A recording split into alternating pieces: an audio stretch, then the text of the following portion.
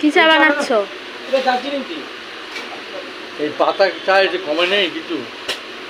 আমি মানুষকেই খাওয়াই, রাস্তায় 10 টাকায় খাওয়াই। মানে আমি কমা জিনিস নিজেও পড়ি না, খাইও না।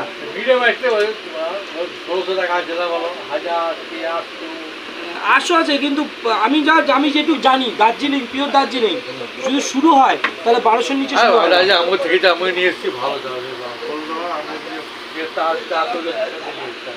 হলে জোর না দার্জিলিং